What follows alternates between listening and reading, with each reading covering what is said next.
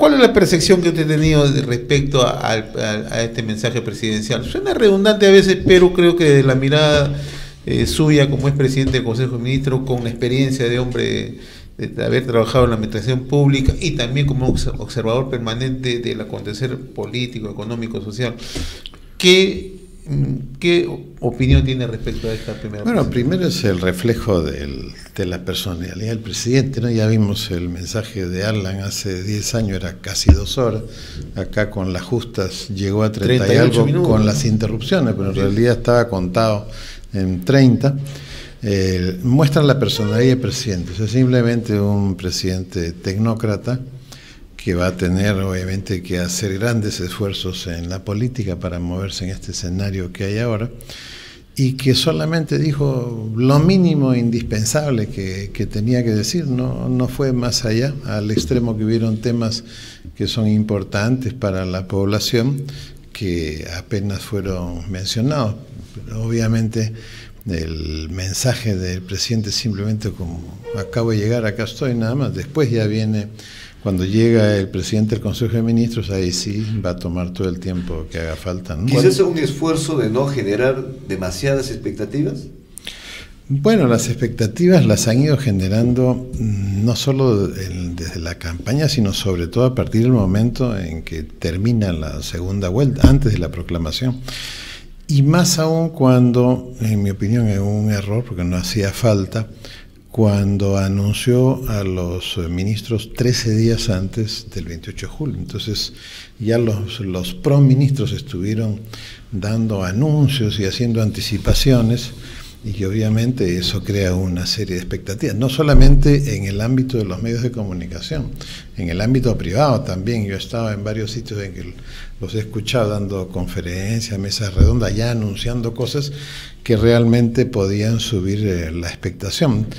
O este tema del aumento de los policías, que era una cuestión que ya se había anunciado desde mucho antes, ¿no? Que este aumento iba a venir adelantado, porque era imposible a alguien que se le había quitado lo que ganaba con el 24/24 decirle, mire, espérate hasta enero, ¿no? Tú préstate plata pues hasta esa fecha. Entonces, ahora, este esfuerzo que usted dice, este gran esfuerzo que tiene que desplegar el gobierno de Pedro Pablo Kuczynski, pasa por el lado político necesariamente, ¿no? Básicamente es un tema político. Claro, lo que pasa es que si bien es cierto, él ha llenado de tecnócratas el gabinete, el problema cuando uno está en el Ejecutivo, todo es político. La muñeca.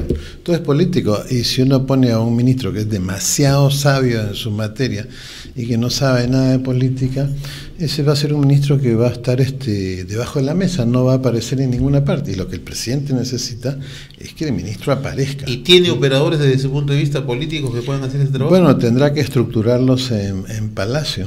Pero ese es otro problema, porque si el gabinete es básicamente tecnocrático y uno pone mucha gente política en Palacio, no van a los asesores terminando dándole órdenes al presidente, perdón, al gabinete. Entonces tiene que pasar la orden a través del presidente para que llegue al ministro, y eso puede retrasar, porque en política no hay ni antes ni después, hay un momento preciso. Si uno se adelanta, comete un error porque descubre sus cartas antes de tiempo, y si uno las enseña después, ya se acabó el juego y uno queda fuera del juego. Entonces esto es esa parte, por ejemplo, solamente la relación entre los que hagan la asesoría política en Palacio y la relación con el gabinete, que tiene que ser a través del presidente para que no haya ningún error constitucional ni a nadie se le pase la mano.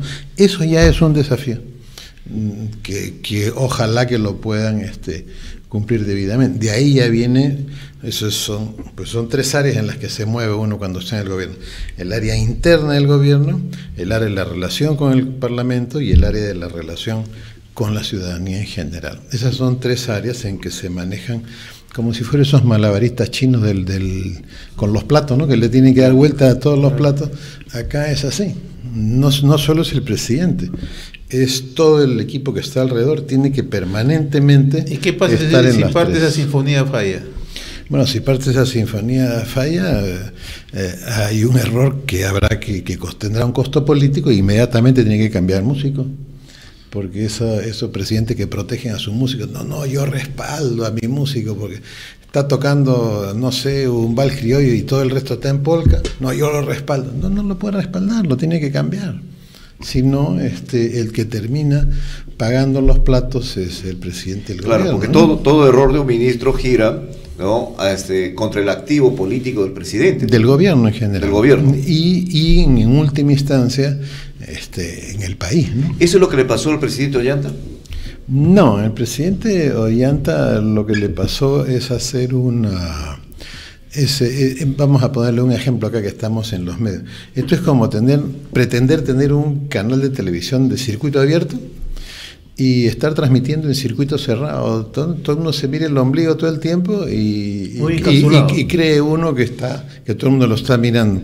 No es así. Cuando en el gobierno uno crea una especie de círculos concéntricos, pero que están cerrados, que casi no tienen comunicación hacia afuera, y que la comunicación dice, no, solo tú puedes relacionarte con el resto de la creación, entonces obviamente ese gobierno termina pues mordiéndose la cola, que es lo que finalmente pasó, una mala relación con la gente, porque la relación solamente era con determinado, y si fulano no hablaba más de lo que podía, inmediatamente le caía la parca desde Palacio. Y esa no es la función de Palacio de Gobierno, no importa si fue Nadine o si fue otro, hablamos de Palacio, ¿no? O sea, ese no es el trabajo de Palacio, el trabajo es como uno mira un director de orquesta, él no se acerca a cada uno y está ahí mirándole el pentagrama para ver si toca, no, él está en su podio dirigiendo y cada uno es responsable de lo que está tocando. Es exactamente igual cuando uno está en el gobierno, ¿no? Uno da pautas y cada uno se va a hacer su cuestión, y después en el siguiente consejo ahí se hacen las exigencias del caso. Por esa razón es que si uno pone músicos que saben muy bien tocar en solitario, o sea que son muy buenos tecnócratas, pero que no saben tocar en conjunto, o sea que no son buenos políticos, tarde o temprano van a haber problemas en la relación gobierno-ciudadanía y en la relación gobierno internamente, ¿no? En la relación gobierno-congreso es distinto, ahí no entran mucho. ¿Y esa es la percepción que usted tiene de este primer gabinete? Sí, en el gabinete prácticamente el único que se ha manejado, digamos, políticamente, pero más como académico, es Nieto, ¿no?, el ministro de Cultura. Porque el resto, que uno haya sido funcionario de 6 o 7 ministerios, no significa que uno sabe política, significa que uno sabe procesalismo administrativo del Estado. O sea, no, esto no, porque si no, público, esto no, porque si no me cortan la cabeza, no, esto sí, esto no, no, la ley esta dice, no, la ley de acá dice tal cosa. Eso son todas cuestiones hacia la eficiencia. O sea, que las cosas vayan bien, que vayan mejor, que no se cometan errores. Pero ese no es el problema en la política. El problema en la política no es de eficiencia, el problema en la política es de eficacia. O sea, la acción política de este conjunto de personas que se llama gobierno, ¿cambia o no cambia la realidad de la gente? O sea, la gente puede en un momento volver a salir y dejar la puerta abierta de su casa sin problema.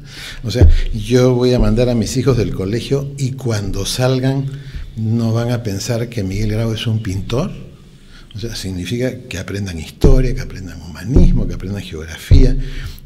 Esas cosas hablan de la eficacia. Yo puedo tener un gobierno maravilloso desde todo punto de vista, pero no se mueve como el caso humano. O sea, sigue, hemos avanzado, hemos seguido creciendo, todo, no, obviamente no maravilloso. Oye, pero la anemia en menores de 3 años subió de 44 a 47% en los últimos 4 años. O sea, eficacia en esa área, cero, ni siquiera 5, cero. Ha ponderado tanto los programas sociales, el Caliwarma y todo lo demás, y sin embargo estos indicadores están disparando. Lo que pasa es que cuando la eficacia no está dirigida hacia el bien de la persona, sino hacia el bien del gobierno, ¿qué hacen los gobiernos? Le comienzan a dar muchas cosas a la gente que necesita cosas, pero haciéndolos cada vez más dependientes del Estado, porque a los finales están pensando en la eficacia de los votos. Entonces, yo puedo hacer a un pobre menos pobre, claro, pero más dependiente del aparato público y por tanto del poder político. O sea, es menos pobre pero menos libre. Cuando una democracia verdadera tiene que hacer que el pobre sea menos pobre pero más libre. O sea, si mi programa social no tiene una puerta de salida de la pobreza, ¿qué cosa es? O sea, nos sacamos de la pobreza y que se incorpora al mercado. Claro, esos son los problemas. No solamente al mercado. Sino, o sea, si yo tengo que el 80 o el 90%, el 80%, me parece que 70 y tantos, de la mano de obra peruana está vinculada a una micro y pequeña empresa. Y yo, y mayoritariamente rural, y yo no tengo ningún programa para que estas microunidades productivas se unan y que puedan producir colectivamente y que vayan al mercado exterior, y les doy plata. ¿Qué estoy haciendo? La estoy volviendo dependiente del poder político. Eso es chavismo. Ese ha sido el problema de esta clase de programas sociales. Los programas sociales, hay una parte en que van obviamente a proteger la dignidad de la persona.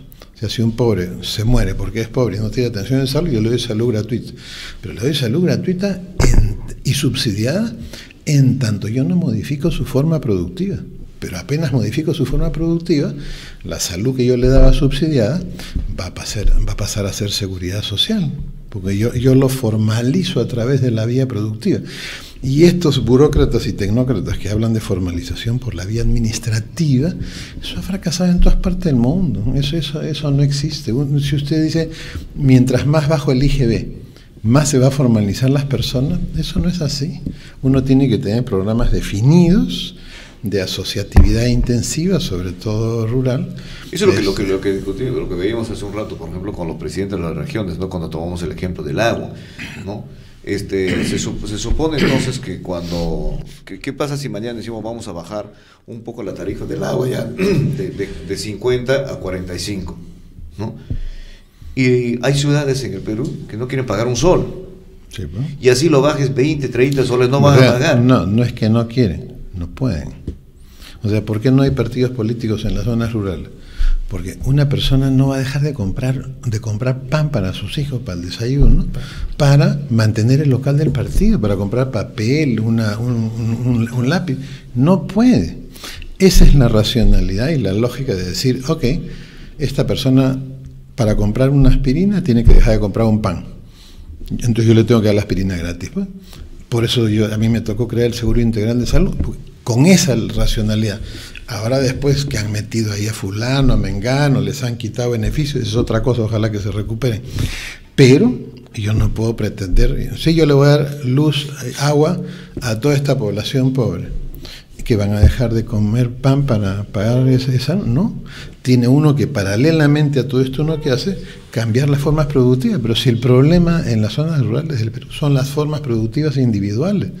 O sea, alguno de nosotros se imagina tener un capital de trabajo pagando 70% de tasa de interés. Significa que yo apenas voy a tener una molécula de aire para poder respirar. En cambio, si yo hago, y yo pongo el ejemplo siempre, consorcio productor de fruta, 50 pequeños, lloraban miseria antes de que se unieran en el consorcio. Hoy día exportan a 14 países, son el primer exportador de cítricos del Perú, y las tierras ni siquiera están una al lado de otra. Pero eso es por iniciativa privada. Lo mismo se puede hacer masivamente en el Perú para el tema de las caletas pesqueras, para el tema de la agricultura, para el tema del turismo de comunidades, etcétera, etcétera, etcétera. ¿Y qué es lo más grave? Lo más grave es que estos sistemas están creados y que el Ministerio de Economía y Finanzas ha bloqueado su reglamentación y aplicación. Porque si viene alguien, entra una persona acá, estamos los tres acá reunidos, y viene la persona, entra y me dice, oye, yo los reúno, los voy a asesorar a hacer el consorcio, les voy a dar plata, pero no les voy a dar la plata toda al que va a producir, sino al que va a comercializar, al que va a exportar, le voy a dar un poco a cada uno. Se diluye el riesgo, entonces bajo la tasa de interés. Con ese sistema la tasa de interés estaba calculado que llegaría alrededor de 25. ¿Y quién no quiere que baje la tasa de interés en la zona rural? Los prestamistas rurales de hoy día, que prestan entre 40 y 70%. Entonces, si nosotros cambiamos eso, y aplicamos un proceso masivo de asociatividad, va a cambiar totalmente. O sea, eso se llama formalización por la vía productiva, ¿no? La vez pasada hablamos aquí con el exgerente del Banco Agrario, Walter Reategui, y un poco esa figura lo que usted menciona, ¿no? Esa intermediación, cómo encarece el crédito, y bueno, y a la banca comercial tampoco le interesa meterse allí, no los toma como sujetos de crédito, y se produce y se está produciendo en este momento lo que nosotros aquí denominamos un agiotismo, ¿no? Claro, eso es usura. O sea, Entonces, por eso lo primero que tienen que exigir es los gobiernos regionales y los gobiernos municipales al primer ministro Zavala y al presidente Kuczynski es que reglamente y aplique la ley 28298 y la ley 28304, que son dos sistemas creados para hacer una revolución productiva, sobre todo en la zona rural y en la micro y pequeña empresa del Perú. Una es del 2004, la otra es del 2005. ¿Por qué no está reglamentada y aplicada? Precisamente para proteger a los agiotistas rurales. Y este es un desafío de Zavala, porque él ha sido ministro de Economía y en esta norma, el centro del aparato de la revolución productiva, ¿dónde está? Está en la PCM. Está en la presidencia del Consejo de Ministros, según la norma. ¿Por qué razón? Porque es multisectorial. Y el primer ministro en el Perú es el ministro de lo multisectorial. ¿Y cuánto es multisectorial en la realidad? El 100%, pues. Si el ministro tiene acción política, él va a manejar como si fuera un carruaje con 40 caballos, ¿no? Pero si es uno que va a flotar ahí, a esperar que pasen los años, a tomarse fotos, obviamente va a manejar su caballito de madera nomás. Ahora, la posibilidad de este gabinete. Hoy día los titulares, los periódicos salen y dicen, ya se está elaborando el plan de los 100 días. Y suena un poco llamativo, nos llamó la atención, porque como usted dice, ya el presidente, en su momento el presidente electo, había designado 2 semanas antes de tener su gabinete, ¿no? Y ya lo anunció. Entonces, nos imaginamos que en esas 2 semanas han venido ya también elaborando el plan de los 100 días, por el que lo están anunciando recién hoy. Porque en temas, por ejemplo, como el tema de seguridad, no creemos que van a tener 100 días, ¿no?, de margen como para empezar recién a mostrar alguna cosa, sino el lunes la gente va a estar exigiendo qué medidas me estás dando para proteger a mis hijos, para proteger mi casa, para proteger mi seguridad en mi barrio. Bueno, así es, el ministro del Interior ya anunció que él apenas asume, va a comenzar a resolver el problema. Ojalá que sea así y ojalá que pueda, pero... ¿A usted le parece la medida que anunció y que fue muy polémico, mucha crítica también recibió el ahora ministro de Basombrío, de empezar cortando cabezas de generales y de coroneles? Bueno, tiene necesariamente que recuperar la pirámide en las Fuerzas Armadas y en la policía, porque a la hora que usted comienza a otorgar grados como una especie de prebenda para tener 1 millón de amigos como Roberto Carlos, entonces se quiebra la institución, ¿no? Desaparece el ascendiente. Cuando los que están abajo de la pirámide ven que el que está arriba ha subido por amiguismo, ya no tiene ascendiente hacia abajo. Y así como en una pared de ladrillos el cemento es lo que une a la pared, el ascendiente, o sea, la imagen del jefe, ¿no es cierto? Que el verdadero jefe no es porque tiene la jefatura, sino porque tiene tal capacidad de emanar de su persona honradez, justicia, fraternidad. Todo el mundo no es jefe porque lo nombran, sino es jefe porque los demás lo consideran el jefe. Cuando eso se rompe en una institución, desaparece la moral totalmente en la institución. Entonces, por esa razón es que es necesario restaurar. Pero, me quedé en el pero, retomo el pero no hay forma de arreglar la seguridad en el Perú si esta seguridad no está basada en la piedra angular. Esto es lo mismo de eficiencia y eficacia. Yo traigo patrulla, puedo poner una cámara en cada poste, puedo tener los policías mejor equipados, disfrazados como si fueran de Star Wars, ¿no? De la Robocop. Así, lo puedo tener disfrazado. y yo no hago nada para luchar contra la macro y la microcomercialización de droga, esto va a seguir igual. O sea, cuando uno escucha a alguien que habla de seguridad y no está mirando la realidad de que esa inseguridad está basada en el tema de la droga, los marcas que roban un montón de plata, ¿para qué roban? Capital de trabajo para la droga. No es para irse de paseo al Caribe, porque no puede ir a un banco. Y el que arrebata la carterita, los aretes, es para consumir. O sea, de una u otra forma, ¿por qué el Callao es un desmadre y no pueden resolver? Porque por ahí, pues, hoy este es un container preñado. Eso es un eufemismo, eso es engañar a la gente. Que digan, es un container lleno de droga. ¿Y cómo llega la droga al container? O sea, toda esa cadena es una cadena de personas. La droga no va por teletransportación como ya viaja a las estrellas, ¿no? Que la mandan de un puerto, teletransportada dentro del container. O por una red social, no va. Son personas, claro, que ejecutan, el que maneja el camión, el que maneja el montacarga, el que está acá allá. Todas esas personas tienen núcleos alrededor. Crimen organizado. Tienen los chupes y al final tienen sus familias que usufructan del tema. Entonces, toda esta red produce la inseguridad. Y si un ministro pretende arreglar la seguridad sin arreglar eso, está mirando la eficiencia y no está mirando la eficacia. Y hoy día en el mundo, en un estudio que ha hecho la Corporación Andina de Fomento, ahí está, los estados, aún el africano, en eficacia, pero en eficiencia, todos estamos aprobados.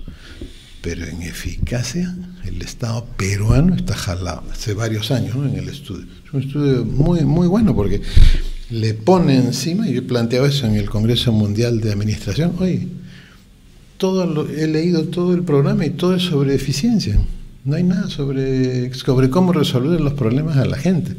Entonces, este es el problema hoy día de la mal llamada reforma del Estado. O sea, sí hay el Estado, la reforma. Usted revise todos los documentos y va a encontrar que solamente es cómo hago mejor lo que vengo haciendo. Y ese no es el problema de la gente. Hoy día en el Perú cerca de una cuarta parte de los peruanos les falta dinero para comprar comida en algún momento del año y como a cerca de 30% el dinero no le alcanza para cubrir sus gastos, menos pues para pagar agua, ¿no? O luz, si le ponen, a menos de que uno cambie la forma productiva y esa persona cambie sus ingresos. Estos son los desafíos de, cuando dice Perú al siglo XXI, no es que todo funcione mejor, es que la gente realmente se les resuelva la situación de injusticia en la que vive, ¿no? Doctor Solari, usted está vinculado al mundo académico, es autoridad de una universidad en el Cono Norte, la Universidad de Sapienza. Lima Norte, perdón. Lima Norte. Entonces, una universidad que ha ganado mucha relevancia en esa zona tan populosa de nuestra capital, y está al día en los temas educativos. Lo hemos escuchado muchas intervenciones en el tema de la reforma de la educación que ha propuesto el ministro Saavedra, y ahora que está repitiendo el plato el ministro Saavedra, está dando una continuidad a su gestión en este gobierno. ¿Cuál es su apreciación? Desde el lado político ha habido serias críticas, se ha dicho que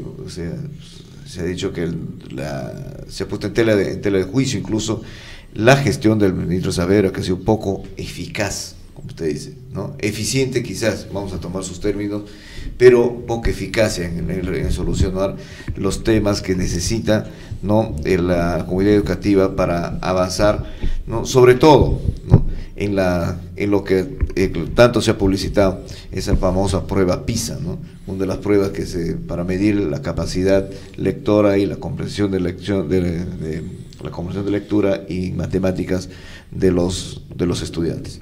¿Cuál es su apreciación sobre lo que viene de aquí en adelante y lo que ha venido haciendo, ¿no?, este ministro que ahora ha sido nuevamente ratificado en su cargo? Bueno, yo he escuchado ya a varios que le han pedido al ministro Saavedra que si él no comienza haciendo una autocrítica, va a ser más de lo mismo. ¿Y qué significa más de lo mismo? Nosotros examinamos la educación básica, vamos por partes, la educación básica, y vemos que uno de los problemas de la educación básica es la educación básica que el Banco Mundial obligó a los países de América Latina a reformar. ¿Qué significa la eliminación de la formación humanista? Hoy día un chico sale del colegio y llega a la universidad, los que llegan, sin una lección de lógica. Cero capacidad para analizar, no saben lo que es una premisa. Uno les menciona un lugar del Perú y no tienen idea en qué departamento está. Uno les pregunta sobre un héroe de la patria y ellos con la justa saben quién es Grau y Bolognesi, pero el resto no tienen idea quién es. Entonces, restaurar la formación humanista en el Perú es algo fundamental para tener un país fundado en principios y valores. Y esto, el ministro, al final de sus 5 años, ha sacado un nuevo currículo para la educación básica, donde de formación humanista hay 0.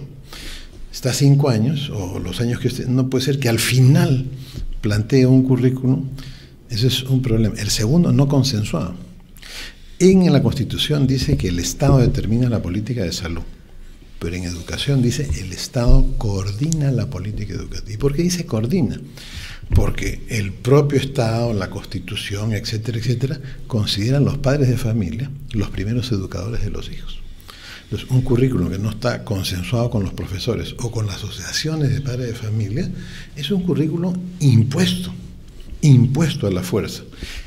Y este currículum con el que termina la gestión de saber y comienza la nueva, es así, ya van 2. Poca ejecución del gasto de inversión, ya van 3. Destrucción del sistema universitario peruano, depredación, ya van 4. Operación de medios. ¿Cómo es esto que un ministro junta a los 2 partidos de la segunda vuelta para marketearse?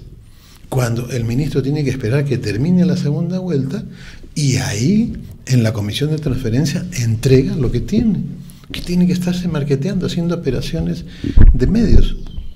Ahí nomás tengo 4 o 5 y de ahí podemos seguir juntando. Entonces, yo soy de los que piensa que eso es un error, precisamente porque cuando uno inicia un gobierno, el arte de armar el gabinete es que haya una novedad y que no haya una continuidad de los errores. Si el ministro va a seguir con esta cuestión y va a seguir con la terquedad del intervencionismo en las universidades, rompiendo la autonomía universitaria, y va a insistir en su currículum, estamos ante una persona que tiene un problema de percepción de la realidad.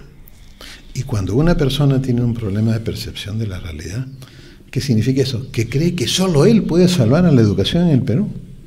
Si esa es la percepción que tiene y va a tratar de seguir haciendo lo mismo, significa que está descalificado de entrada como ministro de Estado. Porque la acción política se basa en la realidad. La acción política no se basa en la interpretación que uno le da. O sea, si uno ve que ahí hay 2 más 2 es 4, uno no puede andar diciendo por todas partes que es 5. Entonces, yo creo que sí es un error que le va a traer costos. Por lo pronto, una semana antes de la juramentación, o el domingo pasado, antes, la Asociación de Universidades del Perú sacó un comunicado contando más de 300 acciones judiciales de respuesta al Ministerio por su quiebra de la autonomía, ¿no? O otros detalles que no valen la pena entrar. Entonces ahí hay un error muy serio. Entonces, cuando el presidente dice que le va a dar con mucha fuerza a la educación y a la salud, bueno, ya vimos la educación. En salud no la voy a hacer larga. La ministra designada, hasta 3 días antes de juramentar, no se había reunido ni una vez, ni con la comisión de transferencia, ni con el equipo de plan de gobierno de PPK. Significa con quién está haciendo las cosas, con las ONGs. Porque es obvio que han habido cuotas en el armado del ministerio. Es obvio que Humala pidió su cuota, que Toledo ha pedido la suya, que este es un ministerio en el cual muchos han pasado factura, un gabinete. Entonces, eso va a tener costos. Si Zavala no es un buen auriga, ¿no es cierto?, para conducir esto, va a tener costos, y los costos no se van a demorar. Sí. Ahora, partiendo de esa apreciación que usted tiene, nosotros diríamos lo siguiente, le plantearía el tema de esta forma. Bueno, si usted dice, por ejemplo, que la eficacia del ministro Saavedra está en tela de juicio de su punto de vista. Entonces, la percepción que debe tener, o sea, el criterio que han empleado, en este caso el presidente Pedro Pablo Kuczynski y todo lo demás, debe estar aún todavía más cerrado en ese tema. Entonces, porque si esa es la apreciación que hay, entonces, si es tan grueso el asunto, ¿cómo no percibir de esa manera, ¿no? Para volver a ratificar a una persona que tiene justamente tendría esos aspectos que no concuerdan con llevar adelante una política educativa eficaz? El otro día me invitaron a una radio de mucha sintonía y mi contraparte era un funcionario de segundo o tercer nivel en el Ministerio de Salud, que era obvio que se quería marketear para quedarse en la gestión actual. Yo no entré a la entrevista, yo no me puedo prestar a eso. Entonces, si uno ve que un ministro está haciendo una operación de medios para quedarse en el cargo, bueno, allá la responsabilidad es del que se deja seducir por la operación de medios. Pero al mismo tiempo de ahí la operación de medios le han estado llegando al presidente voces de todo tipo sobre todas estas cosas que he dicho y sobre todo con una finura. Él será un caballero, muy buena persona, pero cuando un ministro de Estado piensa que es el mesías de su sector, ese es el principal error que puede tener un funcionario de alto rango. Ojalá que no traiga consecuencias, pero es casi inevitable por lo que le he mencionado. Bueno, ese es en el tema de personalidad, bueno, en este caso pero además es la parte operativa. Claro, pero también, ¿no? El otro lado también es los ofrecimientos o los compromisos asumidos por el presidente Kuczynski, por ejemplo, con el aumento de los profesores y un conjunto de compromisos asumidos con el magisterio, ¿no? Entonces, que de una u otra manera ya engloban que el marco político educativo de una u otra manera va a ser, digamos, una suerte de piedra en el zapato, ¿no?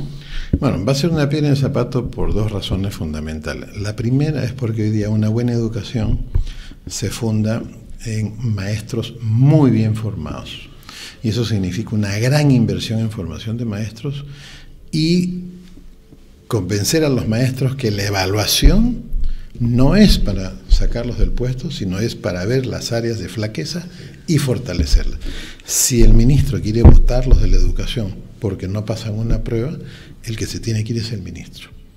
Porque esas pruebas son para ver qué necesita el maestro de entrenar y entrenarlo. Y el segundo elemento, que es otro tema donde fracasa Saavedra, es pensar que la educación solo se resuelve desde la educación.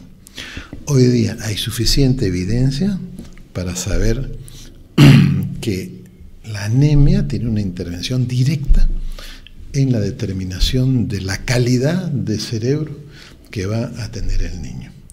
Entonces, ¿alguien lo ha escuchado algún día al ministro de Educación hablar de que en Puno hay 84% de anemia y que no se puede resolver la educación en Puno mientras eso no se resuelva? ¿O que hay 35% en Lima? Hoy día hay unos australianos que han seguido un grupo de chicos durante 17 años, desde que nacieron, y han demostrado que la mala nutrición tiene un impacto en el desempeño cognitivo. Y hay otros que han determinado que el ingreso familiar, el bajo ingreso, determina menos superficie del cerebro, de la corteza, y menos grosor de la corteza. O sea, si el ministro piensa que va a resolver el problema de la educación sin tocar estos aspectos, que nunca los ha mencionado, está equivocado. O sea, el peor ministro es el que cree que solo con medidas de su sector se van a resolver las cuestiones. Entonces, aquí hay un problema. Yo soy el enemigo público número 1 en América Latina de la prueba PISA. ¿Por qué? Porque la prueba, ¿usted ha escuchado hablar a los educadores? Es una prueba estandarizada. Ya, ¿y los sujetos son estandarizados? Entran unas enfermeras al clásico U Alianza y paran el partido y dicen, vamos a hacer un estudio sobre azúcar en personas sanas en la sangre. Y le comienzan a sacar sangre a todo el mundo y no separan a los que son diabéticos, a los que la tienen alta. ¿La prueba de glucosa está estandarizada? Sí. ¿Y los sujetos están estandarizados? No. Entonces, ¿yo cómo puedo comparar a un niño finlandés o a un niño suizo con un niño de Puno que tiene 80% de anemia? No puedo. Eso es una perversión. La prueba está estandarizada, los sujetos en los que se aplica, ¿está estandarizada? No. Entonces la prueba es un fraude. Entonces yo estoy, por supuesto, estamos en el último lugar de la prueba del año 2012, el 2015 todavía no ha salido. Yo trabajo todas estas cuestiones con el Sindicato de Trabajadores de la Educación de México. Mis conferencias en el extranjero son sobre administración pública, sobre el futuro y sobre la educación básica. En ese rango se mueve. Entonces, es un tema que lo manejo al derecho y al revés. Esto es como el tema de salud. ¿Usted cree que la cobertura de salud se va a resolver desde el Ministerio de Salud? No. Desde el Ministerio de Salud yo lo único que voy a tener es más gente dependiendo del aparato público.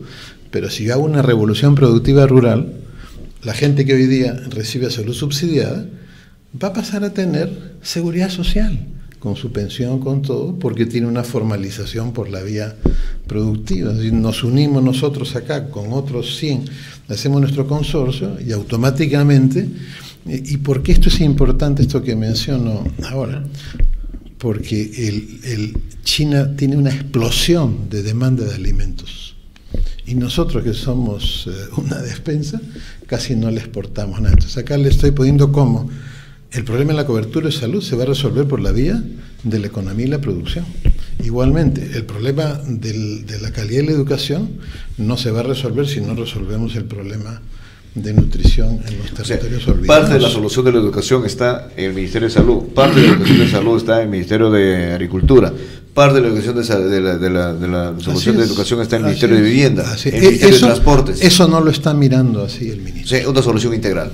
Claro, aquí, como todo. Porque mire, doctor, nosotros, la realidad es como un manto de paraca, está tejido entonces, con miles de nosotros vemos fibras. todos los días los reportes del friaje, ¿no?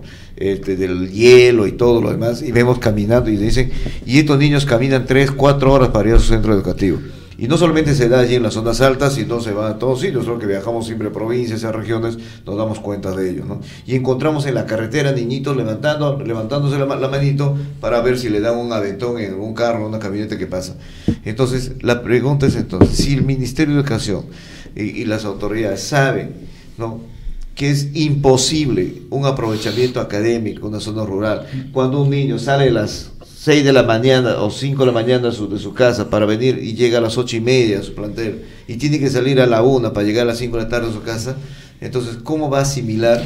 Adivine de quién es la responsabilidad ahí, del primer ministro, porque el ministro es el único ministro que tiene mandato en la Constitución para decirle, oye, ministro de Educación, ven.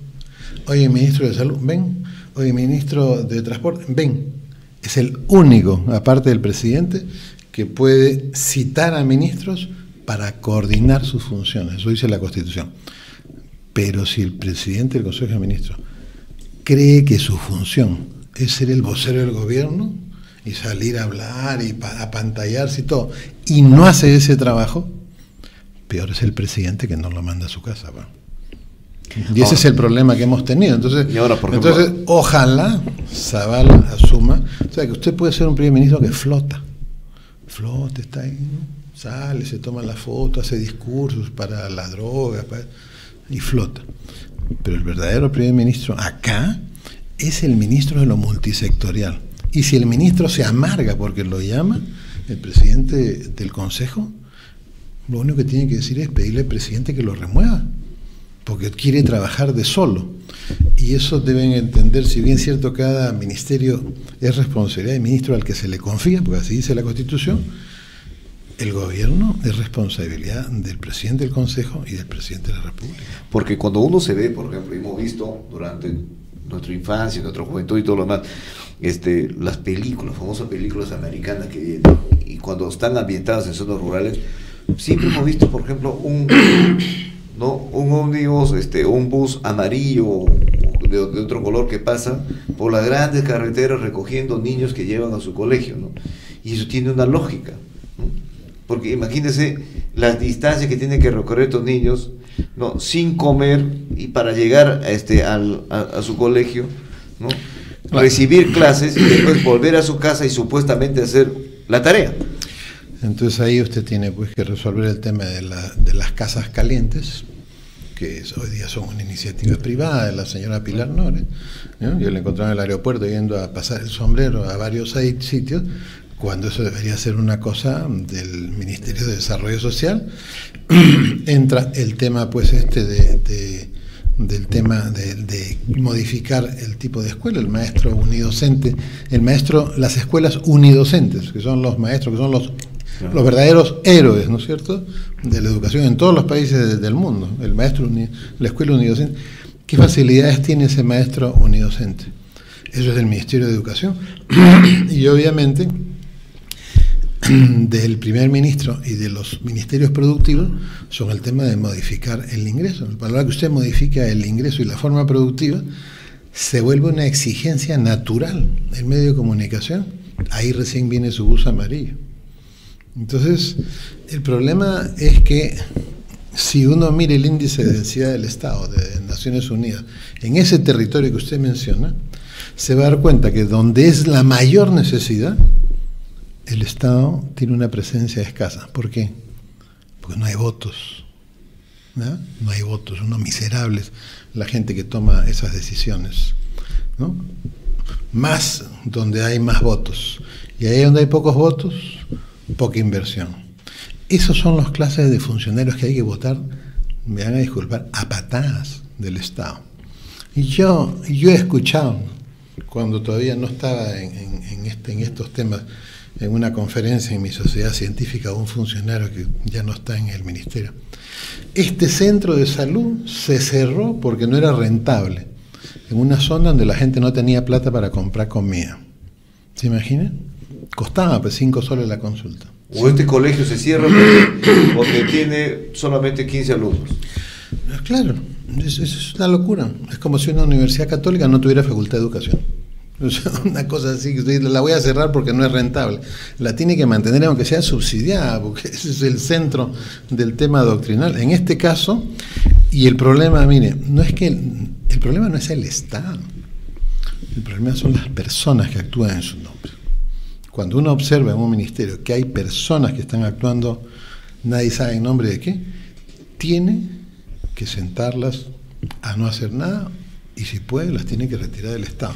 Eso es lo que no entiende la gente que está en... Ahora, otra cosa, doctor, en el tema, volviendo a este tema de la educación, pero no necesariamente a estos temas de los contenidos, de la infraestructura y ese tipo de demandas, sino al tema, una parte, diríamos, de una gestión que hay. Hemos visto en los últimos meses denuncias realmente dramáticas, espeluznantes, por decir, de violaciones que se producen, por ejemplo, en los centros educativos, así como en gran parte de la sociedad se producen estos temas y se han denunciado los hechos criminales, pero que en realidad a veces llama mucho la atención, ¿no? ¿Cómo se hacen los filtros, por ejemplo, en las entidades públicas para, o sea, no hay quizás ni siquiera un perfil básico para determinar si ese profesional está apto para cumplir o no una función? Y resultamos contratando y haciendo ingresar al Estado a personas que son nefastas y que van a tener consecuencias tan terribles como estas, ¿no? Bueno, en ese sentido, ya cuando me han preguntado en un almuerzo el 28 de julio, bueno, ¿y a ti qué te parece lo más importante del Estado? Hemos dicho el tema anticorrupción. Para mí eso es lo más importante. ¿Por qué razón?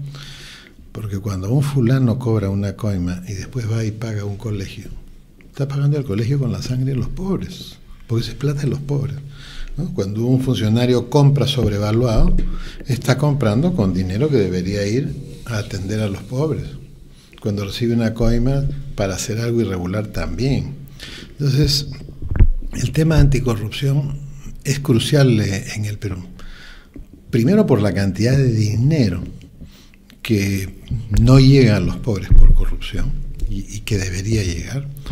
Y segundo, porque significa que hay personas con una escasez de principios y valores que termina metida en uno de estos sitios y que son responsabilidad del ministro que los escoge y que firma sus nombramientos.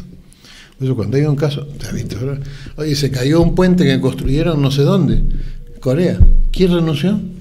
El primer ministro. No, acá, ¿quién renuncia? El funcionario que aprobó el plano del... Entonces, esta cuestión es fundamental. Es pensar que nosotros vamos a arreglar en el largo plazo este tema sin que haya una modificación sustancial en la educación peruana. Hoy día la educación peruana, ¿por qué ha producido, entre otras causas, el país que tenemos? Porque cuando usted elimina la formación moral en la escuela, y sobre todo en la escuela pública, y elimina la formación en valores y principios, y no se habla en la escuela de la dignidad de la persona, entonces a la gente no le interesa. Viene la estadística de mortalidad de los pobres, simplemente pasa la página para la siguiente. Entonces, cuando hablamos de resolver este tema que usted ha planteado, estamos hablando realmente de una restauración de la formación humanista, estamos hablando de una restauración. Ojalá que la ministra Romero vuelva a tomar el tema. Ella inició un tema de política familiar muy importante. Yo creo que lo va a retomar ahora. Torne no lo ha anunciado en la calle ni en la radio, pero lo ha anunciado en privado en una conferencia que yo le escuché. El Torne quiere restaurar en el Perú, y PPK también, por supuesto, las deducciones por carga familiar a la hora de pagar los impuestos. Yo cuando trabajaba en la Seguridad Social, iba a declarar mis impuestos, declaraba pues mi madre, que estaba a cargo mío, que estaba mi esposa, mi hija. Un día llegó el Banco Mundial y dijo, no, eso crea ineficiencia, porque es difícil vigilarlo. ¿Sabe qué? Hoy día deduce igual el que tiene un hijo y el que tiene 5. Oye, pero ese que tiene 5, paga 5 colegios, va a pagar de repente 2 universidades, va a comprar ropa, va a mover la economía. Entonces, ¿por qué tiene que deducir?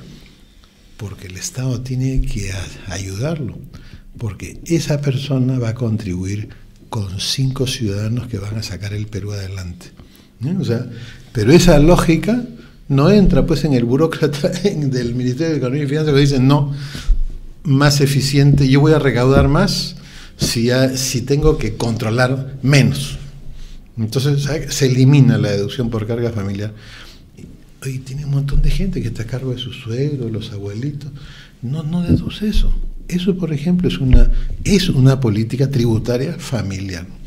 Y le quita la posibilidad de dar una mejor condición de vida a sus por supuesto. Y el Estado termina convirtiéndose en un cómplice de la maldad en el Perú, ¿no? Entonces, cambiar el Perú no se puede hacer con una visión sectorial, hay que mirar las cosas y entender que, como esa famosa frase de Virgilio en la Eneida, ¿no? El espíritu anima la materia, o sea, lo invisible determina lo visible. Un país sin principios ni valores, sin formación humanista, tarde o temprano va a producir un país salchipapa y no un país poderoso. Miren, nosotros, ¿dónde estamos? El único país de Sudamérica que tiene la ciudad, la capital en el océano, unida al principal puerto. O sea, tenemos un valor estratégico que no tiene nadie en Sudamérica. Nadie tiene eso en Sudamérica. Y nos falta, pues, volver a hacer lo que en algún momento estábamos comenzando a hacer y que simplemente se amputó. Usted comenzó esta entrevista, doctor Solari, planteando el tema de que era necesario pues tener un impulso político, porque este gobierno está más compuesto por gente dedicada a la tecnocracia, ¿no? Tecnócratas, como se les conoce ahora. ¿Y cómo ve usted la relación que pueda tener a futuro el Ejecutivo con el Legislativo? Es bingo. Bueno, ojo que esto no es peyorativo, lo que voy a decir, es simplemente en la realidad. Yo le decía que el Ejecutivo se va a mover como en un circo de 3 pistas a la vez. Una es la relación interna dentro del gobierno, con un montón de tendencias, funcionarios nuevos, sabe Dios qué. Una es la relación con el Parlamento y la otra es la relación con la ciudadanía. Ok. Estas dos últimas están íntimamente unidas. ¿Por qué razón? Porque si bien es cierto, el gobierno tiene una minoría en el Congreso, una cosa es que los 73 escaños de la mayoría absoluta del Congreso hubiesen sido determinados por el 60% del padrón. Ojo que para la acción política, o sea, para ganar una elección uno cuenta los votos, los porcentajes, los emitidos, los válidos, pero la acción política de la realidad es el padrón. Por ejemplo, Bachelet en Chile Primera vuelta 50% de ausentismo, voto voluntario. Segunda vuelta 58% de ausentismo. ¿Qué porcentaje del padrón, o sea, de todos los electores que votaban, votaron por ella? 26%, una presidenta con 26%. La calle la supera en cualquier cosa. Los estudiantes la superan, la marcha y la AFP la superan. En el caso nuestro, los 73 escaños de la oposición, que son mayoría absoluta, han sido determinados por 19% del padrón electoral, por esos artilugios de la legislación, pero es 23% de votos válidos, 36% de votos emitidos y por cifra repartidora 56% de los escaños, es la realidad. Pero para la acción política es distinto tener 73 parlamentarios con 60% del padrón que con 19%.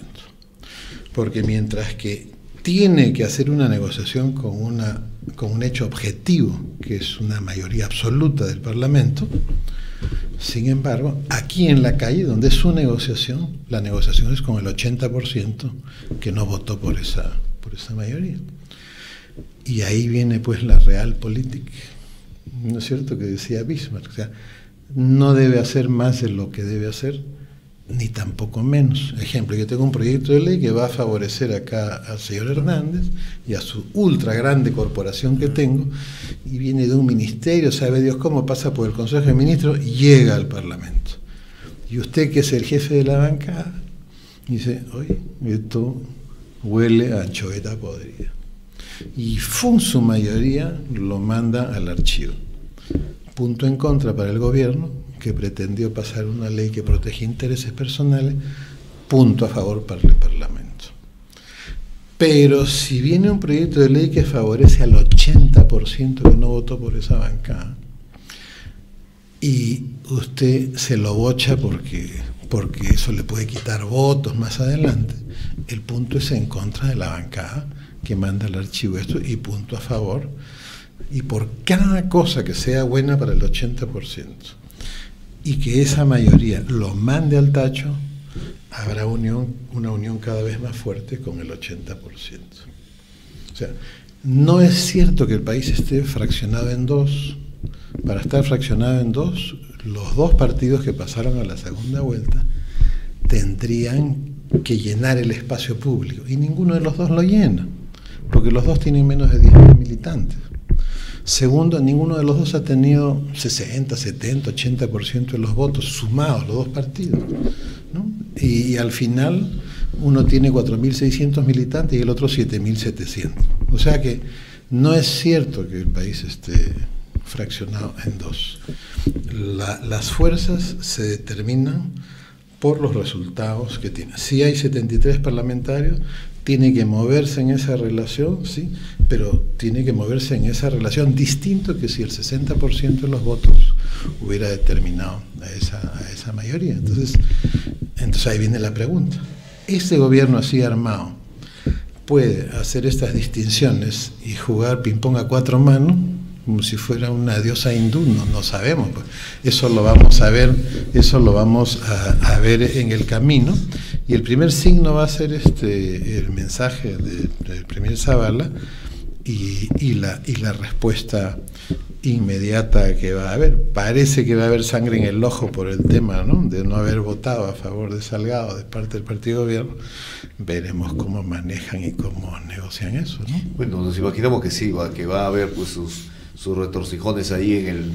Pero que se van a mover en este vaivén. Sí, claro que sí. Se van a mover en ese vaivén. Claro que sí. ¿Por qué? Porque, por ejemplo, Keiko no fue a visitar a PPK. ¿Cómo lo ve la gente en la encuesta? No lo ve bien. O sea, a las finales le cuesta. No lo aplaudieron a PPK. ¿Cómo lo va a ver? ¿Cómo lo va a ver ese 80% a la hora de la próxima encuesta? ¿Para qué vamos a especular? A mí no me gusta eso. Yo prefiero, esperemos la encuesta y veamos. Si a la gente le parece bien, bueno, le pareció bien. Pero si el 80% le pareció mal, ya comienzan entonces, ¿no es cierto?, con cucharita a perder. Entonces, esta es una situación, a mí me parece que es la mejor situación que le puede haber pasado al Perú. Tener un gobierno que no puede hacer lo que le da la gana, porque por fin tenemos un parlamento que va a hacer control político. ¿Qué pasaba antes? Los 3 gobiernos anteriores, como sumaban por acá, sumaban por allá, y a la final más o menos su mayoría por ahí se arreglaba, pero no había control político. Ahora estamos hablando de verdadero control político. Eso es muy bueno para el Perú y para luchar contra la corrupción y el narcotráfico, pero también este grupo puede hacer sus propias negociaciones aparte, porque acá está el 80% de los electores, pero acá están los poderes fácticos. Claro. Y los poderes fácticos se van a mover en el Parlamento. No nos olvidemos que de los 73, 62 no son del partido. Y con PPK, de los 18, 16 no son del partido. O sea, estamos en un Parlamento en donde hay demasiados príncipes, demasiados principados. Entonces, hay que ver cómo se va a mover esto. Ideal que haya control político, pero que sea un control político en esta fórmula que le he mencionado. Pues si fuera un control político con 70% de los votos para esa bancada, sería una cosa muy difícil. Pero como aquí al costado está como una especie de catalizador, el 80% que va a estar mirando y juzgando, dando voto a favor acá, aplaudiendo acá, o aplaudiendo al Parlamento, o aplaudiendo al Ejecutivo, entonces al final, ¿qué sería lo ideal para la democracia peruana? Que en esta zona, donde está el 80% de los electores del padrón, el Estado hiciera una acción para formar una verdadera sociedad civil, que es la que al final en todos los países del hemisferio norte es la única que le hace el verdadero contrapeso al Estado. El Estado quiere hacer algo, la sociedad civil sale a la calle, ¡puc!, el Estado retrocede. Bien, doctor Luis Solari de la Fuente, ha sido sumamente grato tenerlo en esta oportunidad a través de RCR, Red de Comunicación Regional, y con el compromiso de tenerlo más a menudo. Lo principal es de la descentralización. Precisamente esas dos normas que yo mencioné, la 28298 y la 28304.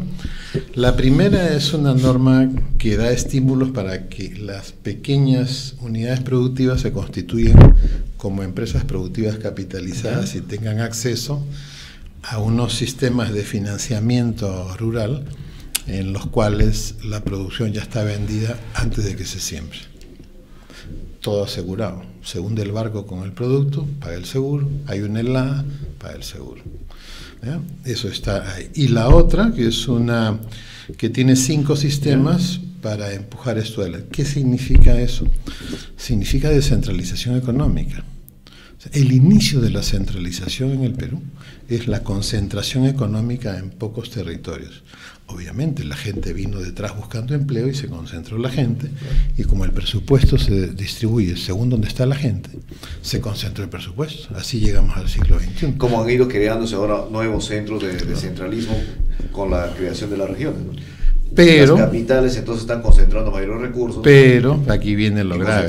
Concentrando también población. Viene lo grave, que lo único que se está desconcentrando es el presupuesto y la administración pública. Pero la población y la economía siguen en sentido inverso. Hoy día produce más PBI los 8 departamentos que producían más PBI en el año 2001. ¿Por qué? Porque la descentralización peruana tenía 2 caballos al principio, así fue ideada. Un entrenamiento total a los funcionarios públicos. Los 400 millones que puso el BID para eso se devolvieron, no se usaron. Y descentralización económica. Lo que pasa es que si usted descentraliza la generación de bienes, descentraliza a la población. Y entonces hace una redistribución territorial. Si no hay descentralización económica, nosotros tenemos una descentralización de competencias y recursos, y mantenemos una centralización, una concentración territorial de la parte económico-productiva y de la población. Y esto es un problema muy serio. O sea que las 144 provincias rurales, 144 provincias rurales, así es, tienen saldo migratorio negativo. O sea, cada vez tienen menos mano de obra que pueda producir. O sea, eso es un problema muy grave. ¿Qué pasa si nosotros comenzamos a exportarle masivamente alimentos a China? ¿Qué cosa? No podemos porque falta mano de obra en las zonas rurales. Otra cosa es cuando el 65% de la población estaba en las zonas rurales, ahora apenas del 23%. Entonces, estas dos normas, estos dos sistemas que están en estas normas, están dirigidos esencialmente a hacer una descentralización económica difusa en todas las provincias, porque si en un departamento usted pone una agroindustria en una provincia y en el mismo departamento una gran mina en otra provincia, la gente de las otras provincias de ese departamento se van a mudar a esas dos, porque la gente se mueve en función de dónde está la oferta de trabajo. Entonces yo tengo que crear oferta de trabajo en todas las provincias. Eso se hace con asociatividad intensiva de las pequeñas unidades productivas, donde hoy día esa pequeña unidad productiva individual produce como 5, y asociada va a producir como 500. Y esa persona, si le ofrecen trabajo, no va a querer ir a hacer trabajo dependiente, cuando está ahí teniendo trabajo independiente. O sea, él es un agricultor independiente, pero que produce asociado, gana bien, tiene ingresos bien, tiene a su familia asegurada, tiene salud, tiene educación, va a tener pensión, etcétera, etcétera. ¿Y para qué se va a ir? Para tener trabajo dependiente. Entonces, eso se puede hacer, y esa es la deuda que tiene Zavala y Kuczynski, porque él era presidente del Consejo y él era ministro de Economía, y no reglamentaron estas leyes. Y ahora están pensando en hacer un ministerio. Bueno, para descentralizar. El problema no es de descentralizar competencias y descentralizar el presupuesto. El problema es cómo yo redistribuyo en el territorio para que todo el territorio se ponga en valor. ¿Y qué es lo primero que tengo que poner en valor? A las peruanas y peruanos. Eso es lo primero, ya por un tema de dignidad primero, y el resto por un tema de justicia. Vienen de la mano, ¿no?